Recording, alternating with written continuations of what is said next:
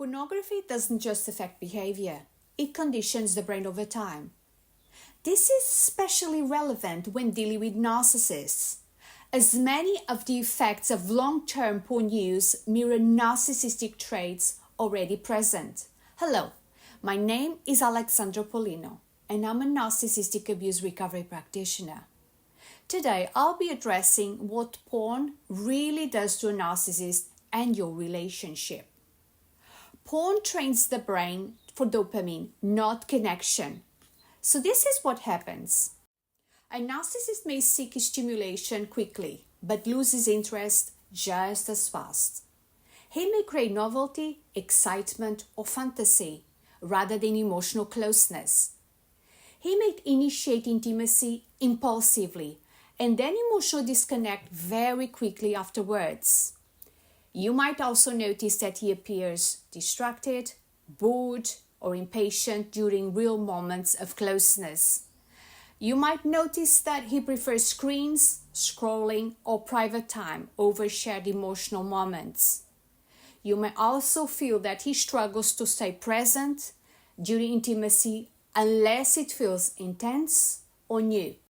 And in practice, you can see this when he pursues you intensely at first during the love bombing phase, and because novelty creates a dopamine high, but once the relationship requires emotional depth, patience, or mutual attunement, he withdraws, detaches, or becomes irritable. Real connection doesn't provide the same instant reward as fantasy. So the narcissist's brain, conditioned for stimulation, disengages. And over time, this may make you feel unseen, emotionally lonely, used rather than loved, confused by sudden coldness, and blamed for not being exciting enough. But let me state this, as victims of narcissistic abuse often blaming themselves. This isn't because you lack value. It's because the narcissist's nervous system has been trained to chase stimulation, not connection. And here brings me to point number 2. Emotional disconnection increases over time. So, frequent porn consumption can reduce emotional responsiveness. And this might show up as lack of empathy, difficulty bonding, emotional coldness, reduced attunement to a partner's needs, and avoidance of emotional intimacy. And for narcissists who struggle with emotional depth, this deepens disconnection even further. And as emotional disconnection increases, a narcissist may stop asking how you feel, or ask but not really listen. He may respond to emotional conversations with irritation, boredom, or silence. Or he may change the subject when feelings are brought up, and this is very common. He may also minimize your emotions, like you're too sensitive or it's not a big deal. He may offer practical or surface level responses instead of emotional support. He may withdraw affection after moments of intimacy. He may also appear emotionally flat, cold, or distant when you need comfort. So you might say to him, I feel lonely lately. I miss feeling close to you. And he responds with, I don't know what you want from me. You're always unhappy. Why do you make everything so emotional? You might also denote his silence, eye rolling, or just walking away. So instead of leaning in, he shuts down. And over time, he stops engaging emotionally altogether, not just with you, but with the relationship itself. And you might ask, why does this happen? Well, emotional connection requires several things: empathy, presence, vulnerability, and attunement.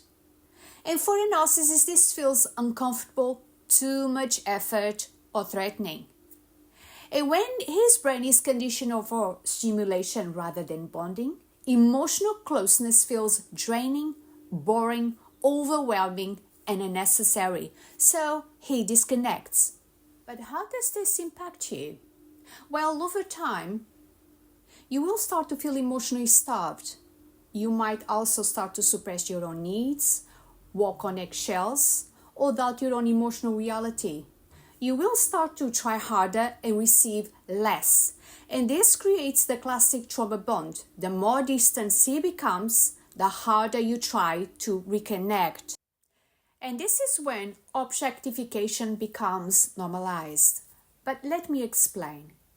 Porn trains the brain to see people as bodies, performance, or objects for gratification.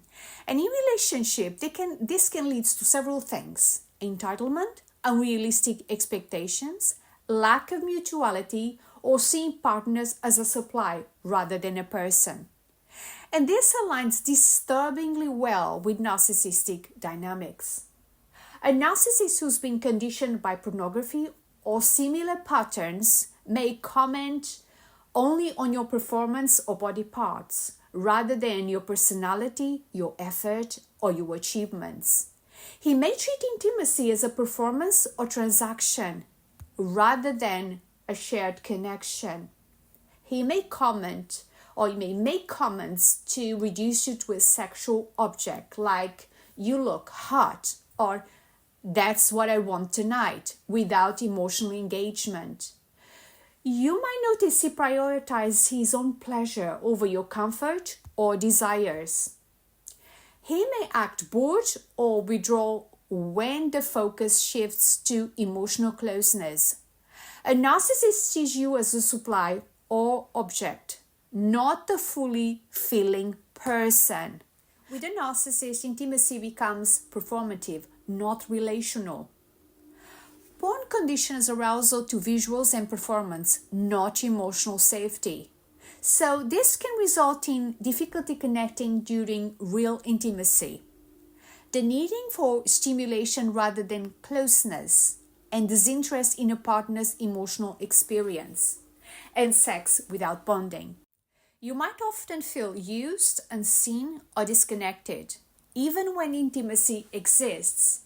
A narcissist conditioned by stimulation rather than connection may show the following behavior. He initiates sex or affection for validation, control, or gratification, rather than emotional closeness. He rushes intimacy without tuning into your feelings or comfort. He treats intimacy as a task or event rather than a shared bonding experience. He withdraws immediately after intimacy, leaving you feeling unseen or empty. He focuses mainly on what he can get rather than what you feel or enjoy. He avoids emotional vulnerability even during tender moments. So, in short, the narcissist seeks performance, excitement, or reward, not mutual emotional connection. And why this is especially harmful in narcissistic relationships is because narcissists already avoid vulnerability, they struggle with empathy, they seek control and gratification in fear through intimacy. So porn reinforces all these patterns, making genuine connection even less likely. And these patterns combine create a cycle that deeply affects you. Typically, this shows up as he withdraws after superficial affection, leaving you feeling rejected. He avoids vulnerability or real connection while expecting your constant attention or admiration. He uses charm, flattery, or sexual attention to manipulate and control you rather than bonding with you. He minimizes, dismisses, or invalidates your feelings while taking what he wants from you. He creates cycles of push and pull, closeness followed by coldness, leaving you off balance. And he expects you to adapt, perform, or tolerate disconnection for the relationship to continue. So, in short, a narcissist reinforces emotional unavailability, objectification, and performative intimacy, making genuine connection nearly impossible. This is not about establishing blame. Healing requires rewiring, not shaming. It's about understanding conditioning. The brain can be retrained, but it requires awareness, willingness, emotional work, and subconscious rewiring. Without that, patterns just repeat and you continue to feel emotionally starved. If you're in a relationship where intimacy feels empty, disconnected, or one-sided, is not in your head, your nervous system knows when connection is missing. And healing narcissistic abuse starts with understanding the why and reclaiming your own emotional safety. And if you're ready to take the first step to reclaim your voice, your safety, and your life, my program Ashes to Gold is a personalized one-to-one narcissistic abuse recovery program. It's conducted via Zoom and is designed just for survivors like you. So let's turn your pain into your greatest power. Book your free consultation today at thefearlessninja.com.